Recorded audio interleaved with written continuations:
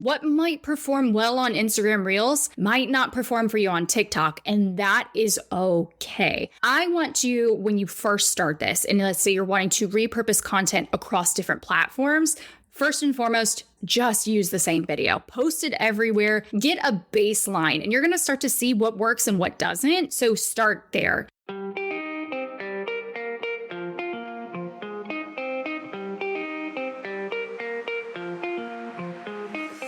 Hey friend, and welcome to the Feel Good Social Podcast.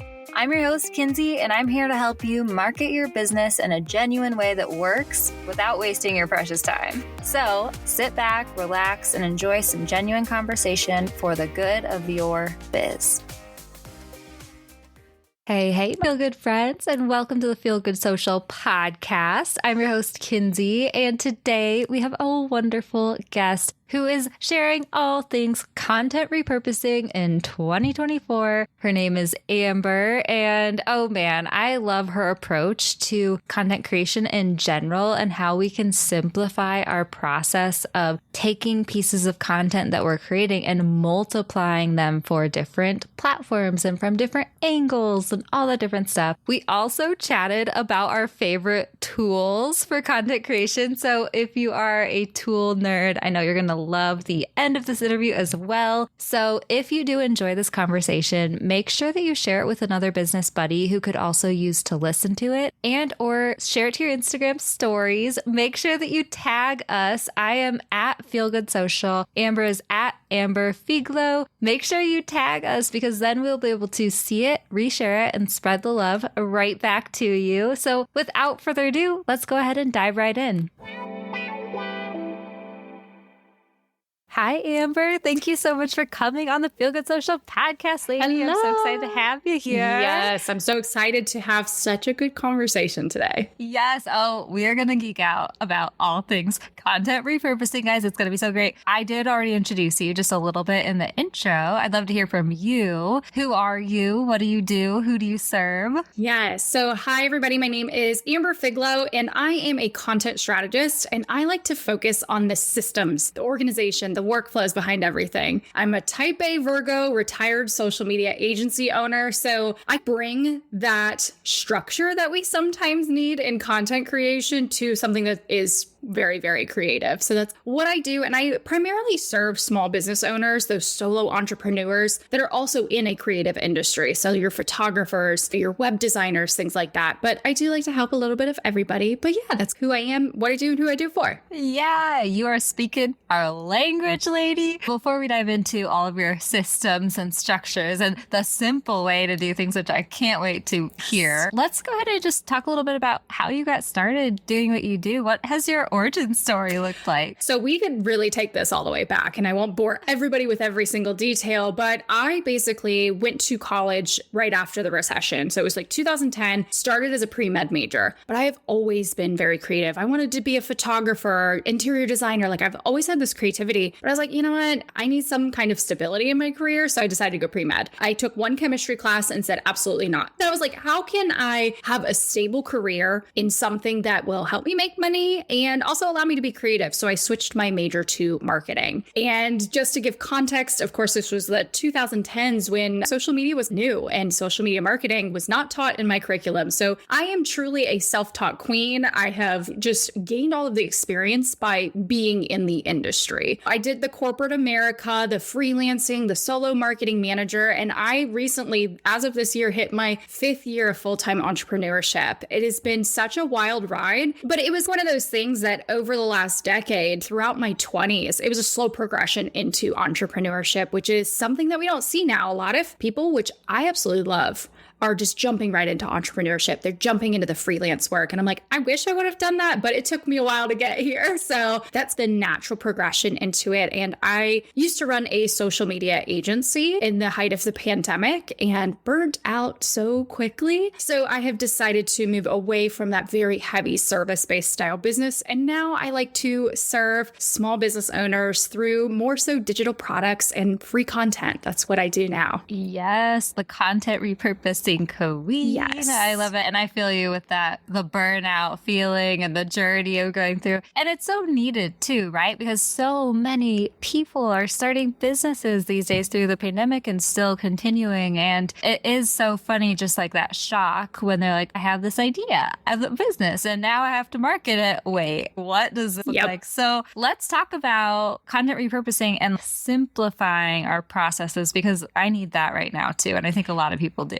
Yes. So I typically, when I work with people, when I coach people, all the DMs that I have right now is everybody's feeling overwhelmed with creating content. And a lot of the times it starts with, I'm like, okay, what are we doing currently? Where are we sitting at? And a lot of people are just posting when they feel like it, posting in the moment. And the way I approach content is we need a bit of planning. And I know that the word batching is very scary, but we can make it simple. We need a little bit of batching and we need a little bit of repurposing. And these can be very strategic from a marketing perspective, but it's also going to give you your sanity back. And while it might feel weird and confusing at first, I promise you, this is the gateway to unlocking no more overwhelm, no more burnout. And it's going to give you a system and approach to something that seems like it changes every day. Social media changes every day, content creation changes every day, but this is going to give you the system and approach. Yeah. So let's talk about some of the different ways that we can repurpose content these days, because definitely there's so many options and everyone's like, this can go to this. And then they get all tied up in, but wait, like I'm repeating myself too much, or like, how does this turn into this and all the different stuff? So what are some of your favorite ways to repurpose content across platforms? Yeah. So you said so many little key things in here that I talk to people day in and day out about. So the biggest thing that I hear, the biggest objection that I hear to repurposing is they're like, my audience is going to get sick of hearing me repeat things over and over again. And I really want to bust this myth because number one, as much as we love our followers, not every single one of them is seeing every single piece of content, except for maybe your mom and your super fans. Let's just be real about it. So they are more than likely not seeing that piece of content the first time around. And when you go to repurpose it, that might be the first time they're seeing that messaging. That might be the first time they're seeing that idea. Or let's say they initially saw it as a feed post and this time you're presenting it as a video and they like watching videos more. You're presenting it in a way that they like to consume as well. So want to bust that myth, number one.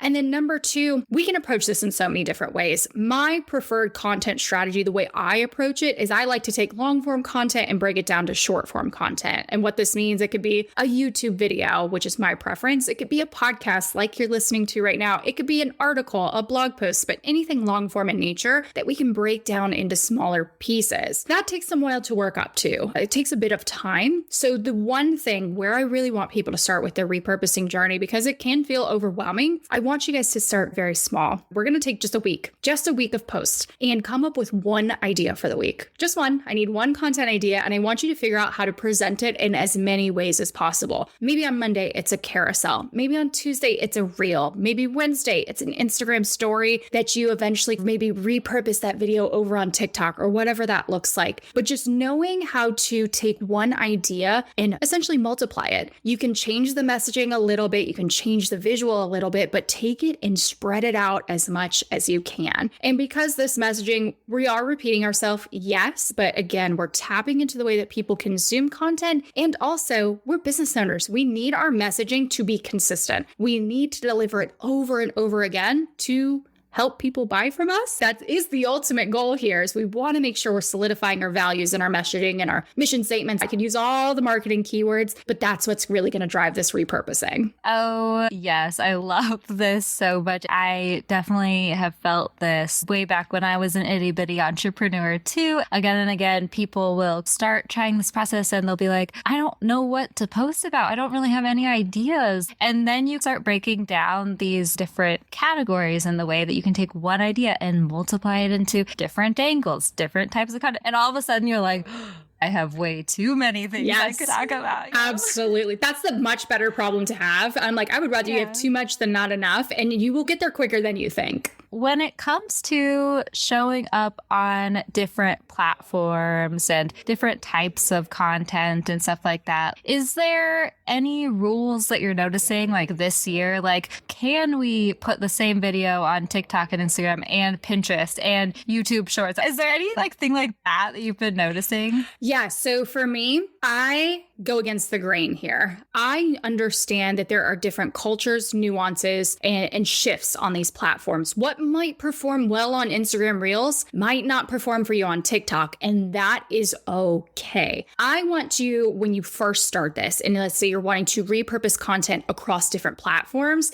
first and foremost, just use the same video. Post it everywhere. Get a baseline, and you're going to start to see what works and what doesn't. So start there. You don't have to spend all this time and energy really trying to make this one video so different on every single platform. Let's start with a small baseline. Then when you're noticing, okay, I've got the hang of this repurposing thing, I'm consistently posting on multiple platforms, then we can take it a step up. So this is the stage where I'm at. I am creating vast majority of my short form videos either into script or natively in TikTok. And there, I do repurpose it. Every single YouTube short, I do not adjust anything. That is just repurposed content. Now, where things might look a little different for me is, let's say I create a TikTok video natively in the app. I will download a version of it without text, without fonts, things like that. And then I can take that blank video, put it on Instagram and use font. That same video is over on TikTok with TikTok font. You can start to play around with it a bit. But when you're first getting started, just put it where it needs to go. Like literally take that video and put it where it needs to go. Where I want you to focus the efforts is as you're posting that content, optimizing it for the platform. You're going to want a bit longer of a caption for Instagram, typically. Whereas you might want a little bit shorter of a caption on TikTok and play around with the different settings that they have in there. YouTube Shorts, I recommend you use a scheduling tool so you can add tags, things like that. So more so in the back end is where I want you to optimize. But yeah, you can take that content and run with it on different platforms, even if it doesn't perform high on every single one. Thank you for saying that, because that's where you open yourself up to the idea of creating content and stuff, but then you're like, okay, I have to do it all right away. They dive in going 60 miles an hour, and then they immediately have to be like the best at it and like the high level stuff. Whereas no, I love that you're preaching start small, take the baby steps, and get used to it, right? It doesn't mean because you're starting at a slightly smaller or like lower-ish level, it doesn't mean that you can't like slowly start to add more pieces. That's how I've been approaching AI tools too, because, you know, there's a lot of people in the AI industry that are like, AIify your entire life, you know, use all the tools. And there's like some shame and guilting and weird stuff happening there. And I'm like, no, guys, that is so overwhelming. Like one tool, one task, one day at a time. But anyway, I digress. I have been just like going off on all of these AI tangents. Like, oh my gosh, same. I'm like, it's because it's being so introduced into our niche. It's like revolutionary every day. There's something new that pops up. Something new. And so it's, really bringing it back down. And also to adjusting your expectations, right? Because then people will get frustrated if they're like, well, it's not performing as good on Instagram as it is on TikTok or whatever it is. And I love how you said the YouTube shorts. Yep. Girl, me too. Yes. I have these. Exactly. Because YouTube shorts doesn't have its own culture yet, because a lot of people are still hesitant about YouTube shorts. No, this is a long form video platform. I didn't want to watch shorts. Listen, I've had some shorts pop off though. And I'm like, that's fine by me. And whereas the differences in culture, it's a big conversation happening. And I see a lot of, I love them dearly, but sometimes they cause problems. A lot of influencers, and I use that word lightly, they'll be like, oh my God, Instagram is suppressing my views because this exact video got 1 million views on TikTok, or vice versa. They'll be like, I'm shadow banned on TikTok because this performed well on Reels. And I'm like, you guys don't understand there are cultural differences between the platforms. And it's okay if it didn't get you as many views. It's still helping your bottom line, and, you know, things that are a little bit more promotional, a little bit prettier, tend to perform better on Instagram. The minute you start selling on TikTok, your comment section, be careful. The trolls will come out. They're like, why are you trying to sell me a course? You're gatekeeping. Let me tell you what, it's two different cultures, and it's okay to just repurpose for now. It's not going to perform the best on everything, and that's okay. Oh my gosh, that is hilarious. Yeah, remembering the consumption cultures. And two, I think that there's a conversation to be had about influencers and their influence on marketing tips and stuff that you're hearing. Influencers become a content creator, and that's a lot of the tips that you're hearing from people telling you how to market your business and show up online. And so, for an influencer, the numbers do matter a little bit more so for the brand deals and all that different stuff. But for a lot of my audience and a lot of solopreneurs, it's more about marketing our business. And that stuff doesn't quite matter as much. I always like to remind myself that, you know, like, I was listening to Oh, I bought an online course over the weekend. That's what it was. I was like gardening and like consuming the course. And she was just like, okay, so she was talking about being invited to go speak on a stage at a conference live and being invited on someone's podcast as a podcast guest. And she's like, if you went to a conference and spoke to 100 people live in a room, like that would feel like such an honor. That would feel so worth it. You would spend the money to fly, to go stay in the hotel, all that different stuff. But if a podcast has 100 listeners per episode, like that's still a very engaged audience. And like comparing the two, I always like to make those little switches where it's remember like the individuals and who you're speaking to and if you can make connection. Absolutely. And the other thing too that a lot of people don't realize, I get a little sassy in my content with this. I'm like, I swear to you guys, if you start another video with get ready with me to do X, Y, and Z, that works for influencers because they've built their brand on it. They might be a beauty influencer. They might be a fashion influencer. The minute a small business owner does a get ready with me, and then you guys wonder why it's not performing, I'm like, it doesn't feel natural and native to you. So it's like taking tips from these bigger influencers and how they structure their content might not, it could work for you, but it might not work for you. And that's okay too. Or a lot of these influencers will build their following because they're giving influencer tips. And I'm like, just because they're giving tips about influencing and that's how their account is growing doesn't mean that those same tips are going to work for your interior design business. Like that, it's two very vastly different industries with different goals and different marketing objectives. So if you try these tips, marketing is all an experiment. Let's be honest. Content creation is all an experiment. So things might pop off for you, but don't expect like they have this secret key and that key doesn't seem to work for you. It doesn't mean you're trying to force it into the wrong lock, that kind of thing. So just keep that in mind as we're going through this, that it's okay to try these things, but if it doesn't work, it doesn't work. It's all good. Let's take a quick break. Do you want to create more Instagram Reels but get stuck on what to post? I hear you. That's why I'm excited to share our new free resource, the Reels Prompt Playbook for ChatGPT. This playbook includes 20 ready-to-use AI prompts for Reels hooks and captions and makes it super easy to create trendy content that grabs attention without spending endless hours scrolling Instagram for inspiration. Whether you want to share behind the scenes, offer quick tips, or tap into the latest trends, the Reels Prompt Playbook has you covered. Download your free Reels prompt playbook at DIY.ai/Reels. And the best part, these ChatGPT prompts are designed to work for entrepreneurs in any industry. Plus, you can pair these prompts with any trending audio or any video that you find on your phone. Basically, they're super easy, super quick, and will keep your content super authentic while saving you loads of time and headache. Grab your free playbook now at DIY.ai/Reels and start showing up on Instagram consistently today.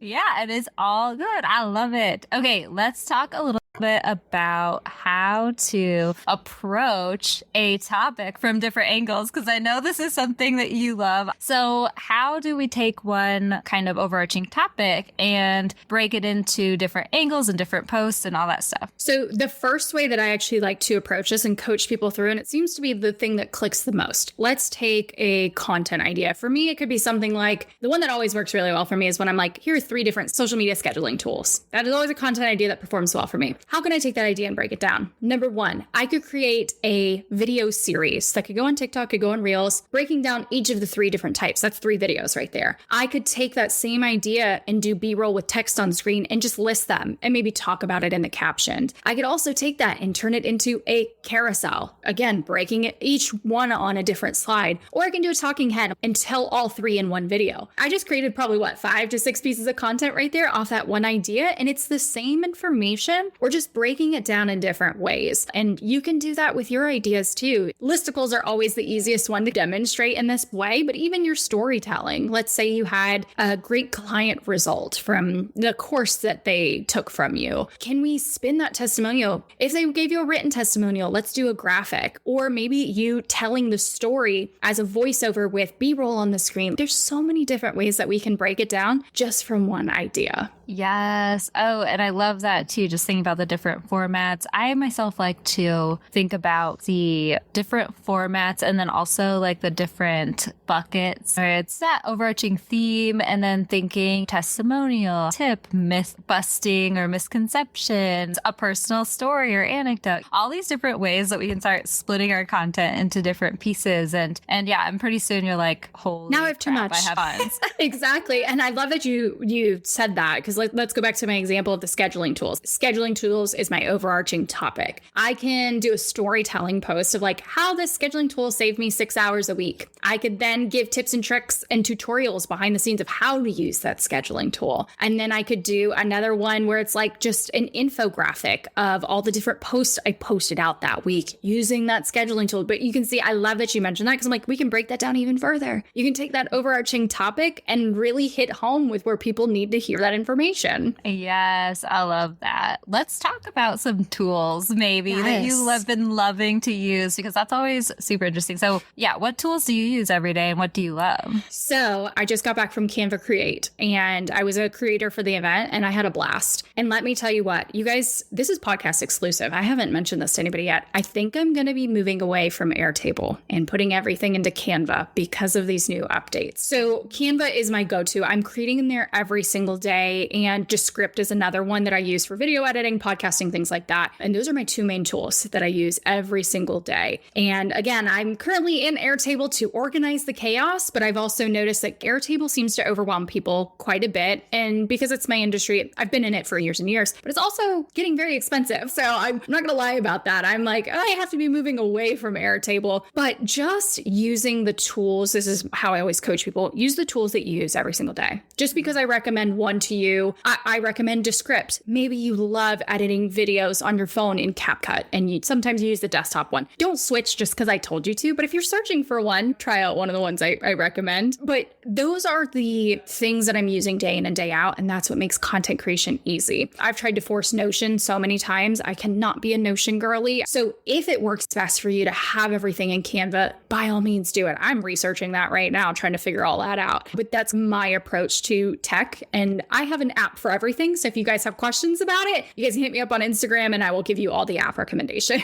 But yeah, that's where I'm at with my apps. Okay, so I used to be an Airtable person myself, and I did move away from it because it was getting expensive. And so I actually did move from Airtable to Notion, which it took me a hot second for sure, because I feel you. But I did want to just mention that too, because it does translate from Airtable to Notion. It feels awkward at first, but I finally made it click for me and stuff. But I've been loving using Notion too, because they do have this AI feature where you can auto-populate tables and stuff. So it's really cool because like I've been using ChatGPT to brainstorm ideas, and you can turn it into a table format. You can just paste it into the table. There's been some like reels going around Instagram. And then you can have Notion's AI just auto-populate like captions or like visual suggestions or something like that, which is really cool.